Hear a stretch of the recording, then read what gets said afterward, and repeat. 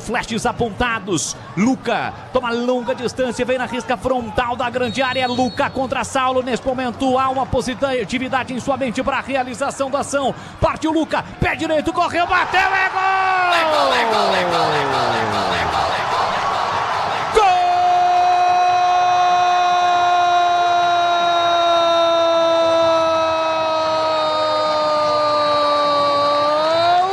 Do Bugre!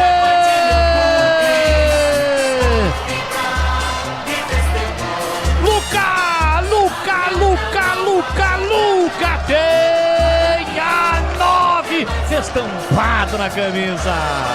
Bola de um lado, goleiro do outro lado, com extrema categoria, capricho, com muita experiência. Ao tocar da bola ele abre o placar, explode o brinco, o Guarani sai na frente, então avante, Bugrão! Verde e branco são as cores da paixão. Verde e branco, as cores do Guarani Futebol Clube. Olha lá o povão festejando. Olha lá a galera vibrando porque balançou e se balançou. Se balançou a rede. É gol do Guarani. Cobrando pênalti com o manual dos grandes cobradores de pênalti embaixo do braço. Ele apenas desloca Saulo.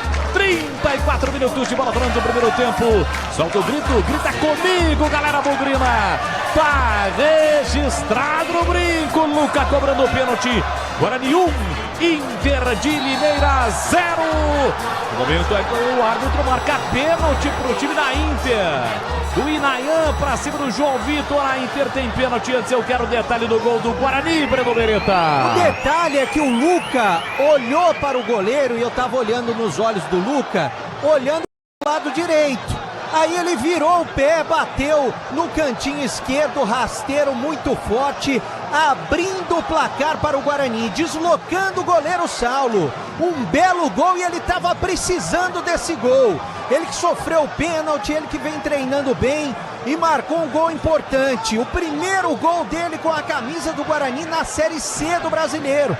Ele que já tinha marcado no Paulista. Na sequência, o Inayan acabou cometendo o pênalti. Eu mesmo estando um pouco de longe, vi ele atingir o jogador da Inter de Limeira. E o Marcelo de Lima Henrique estava em cima do lance e marcou o pênalti. Eu sou mais o goleiro Kaique França.